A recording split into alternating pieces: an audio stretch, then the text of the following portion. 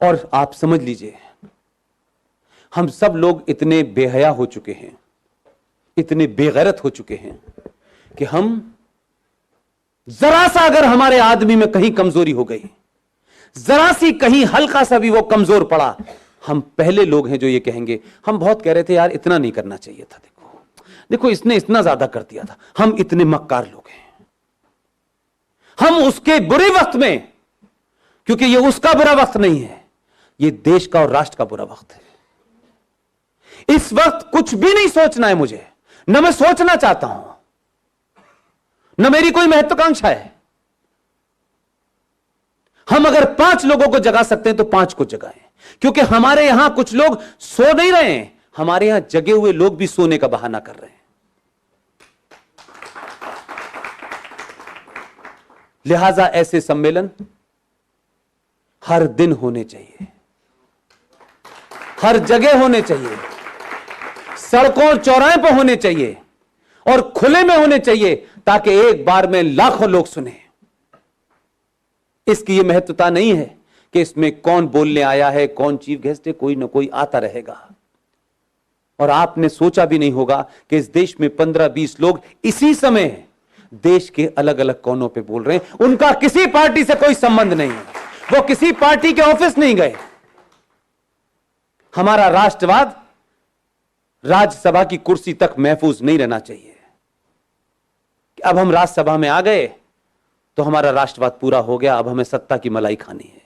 उससे पहले हम बहुत राष्ट्रवादी थे। मैंने कई लोगों को रातों रात बदलते देखा है पिछले 6 महीने में, माफ कीजिएगा।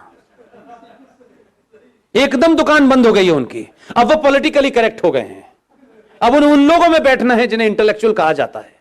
अब उन्हें हिंदुत्व की बात करना थोड़ा सा ऐसा लगता है, भाई देखो हमें ध्यान तो रखना चाहिए, इस देश में 35 करोड़ मुसलमान हैं, तो 6 महीने पहले क्यों बोल रहे थे?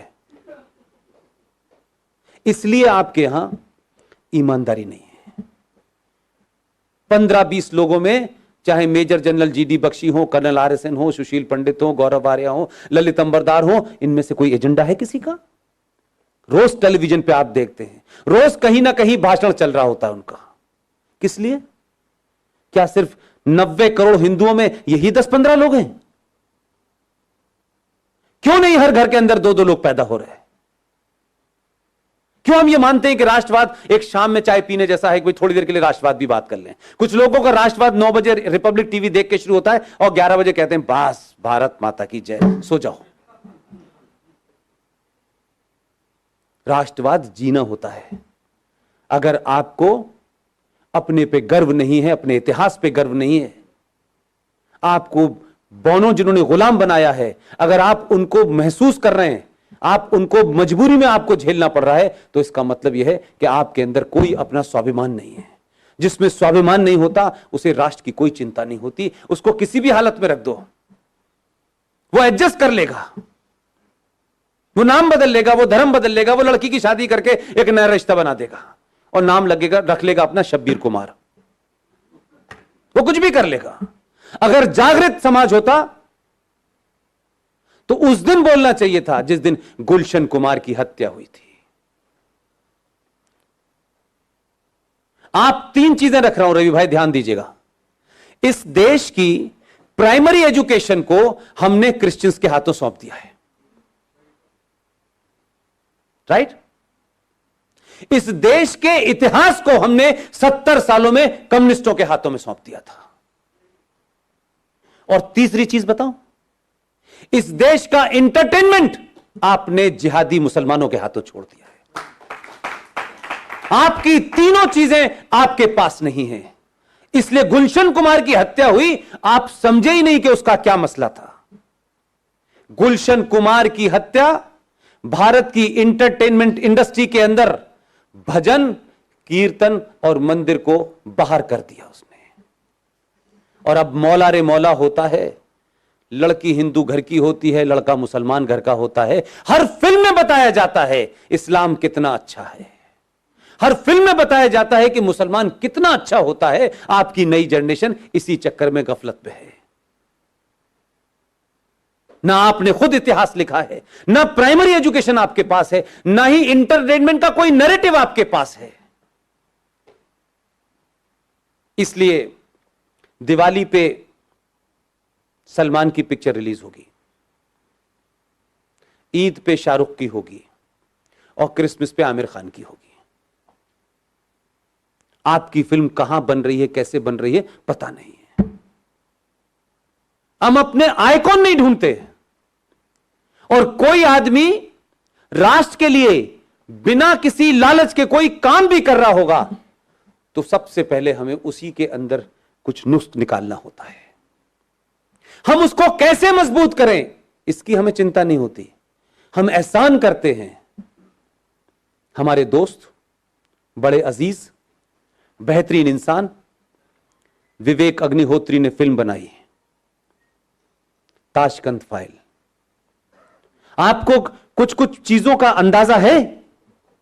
इस बार के एक बड़ा अवार्ड मिलता है, उस अवार्ड में 2 ही फिल्में फाइनल हुई लंबी 10 फिल्मों में से। एक कोई गिल्ली डंडा फिल्म बनी थी, क्या बनी थी, कुछ गली बॉय, एक वो थी और एक ताशकंद फाइल थी। दुख दूसरा है मेरा, सत्ता बदली लेकिन अभी व्यवस्था नहीं बदली है। जिस मोहतरमा ने नरेंद्र मोदी को चिट्ठी लिखी 50 लोगों के साथ में सूड और मक्कार इंटेलेक्चुअल्स के नाम पर, उस बंगाली महिला वो उसकी चेयरमैन थी। उसने ताशकंद फाइल को इसलिए नहीं लिखा कि उसने प्रधानमंत्री को चिट्ठी लिखी थी कि इस मुल्क में इंटॉलरेंस बढ़ गई है और हिंदू गुंडागर्दी सबसे ज्यादा हो गई है, तो वे विवेक अग्निहोत्री की फिल्म को उसने फाइनल नहीं होने दिया और गली बॉय को दे दिया। कहां कहां लोग बैठे हुए हैं जो अपने एजेंडे को चला रहे हैं, लेकिन मैं पूछता हूं, आपने कहां देखी? सर हमने मोबाइल पे देखी। अरे मेरे भोले लोगों, ताशकंद फाइल को पिक्चर हॉल में देखने जाते तो उसके 2 रुपए विवेक अग्निहोत्री को मिलते। विवेक अग्निहोत्री जैसे लोग बड़ी मुश्किल में तो हैं, लेकिन हम उनको इनडायरेक्ट भी ताकत नहीं दे सकते। वो किन किन से लड़ रहा है, किन हालात में बना रहा है, और उसके बावजूद डिस्क्रिमिनेट करने वाली ताकतें उसका डिस्क्रिमिनेशन कर रही हैं। लेकिन 90 करोड़ में से 10 करोड़ लोग तय कर लेते कि इसकी फिल्म देखने जाएंगे, क्या फर्क पड़ता है यार, हमारा नॉलेज ही बढ़ जाएगा, वो ओरिजिनल डॉक्यूमेंट ही देखने को मिल जाएंगे, क्या फर्क पड़ रहा है। एक बार तय कर लेते। वो अब कश्मीर फाइल बना रहे हैं। कैसे बना रहे हैं मैं जानता हूं। जरूरी नहीं है कि हर चीज का ढंडोरा पीटा जाए ढम ढम करके तभी होगा। दूसरी ताकतें इतना मजबूत करती हैं उनको कि पैसा वही बट रहा है पूरे उसमें। पूरी फिल्म इंडस्ट्री 2 हिस्सों में खड़ी हुई है, लेकिन जो आपके साथ है वो ताकत में नहीं है। वहां काम उसी को मिलेगा जब उस एजेंडे वाले के पास जाएंगे। 272 स्क्रिप्ट राइटर हैं, उन्हीं से लिखवानी है आपको फिल्म, पैसा घुमा के वहीं जाना है, क्योंकि वो एक मिशन मोड में है, आप फैशन के मोड में हैं। हम अपनी कमियों को समझें। हमसे जो 1000 साल पहले भूल हुई थी मैं नहीं जानता क्या थी, लेकिन लगता है मुझे आज के दौर को देख करके कि कुछ भी नहीं होता, हिस्ट्री रिपीट हो रही है। लेकिन मैं इस बात से खुश हूं कि हम इस हिस्ट्री को रिपीट नहीं होने देंगे। आप सब लोगों ने मेरी बातचीत सुनी। मैं बहुत कुछ ऐसी बात जरूर कहता हूं कि आपको तल्ख लग सकती है, लेकिन यकीन मानिए अगर मलेरिया हो गया है तो दवाई कड़वी आपको खानी पड़ेगी, और अगर कैंसर है और कुछ लोग ये कहें कि नहीं नहीं नहीं तुम्हारे सर में दर्द हो रहा है, तो आप यकीन मानिए कि वो आपका दुश्मन है। कैंसर को कैंसर कहना सीखिए, अपने अंदर से कुंठा और इंफिनिटी कॉम्प्लेक्स को समाप्त कीजिए। आप गुलामों की जनरेशन नहीं है। आपका एक कालखंड आया है, बड़ी बड़ी अमेरिका भी बहुत पहले गुलाम था, सब गुलाम होते हैं। हमारा वो दौर निकल गया, ये पहले यहां से गुलामी निकाली है। जिस दिन आप ये निकालेंगे, मुझे पूरी उम्मीद है अगले 500 साल तक 2019 रिपीट होता रहेगा। बहुत बहुत शुक्रिया, थैंक यू वेरी मच।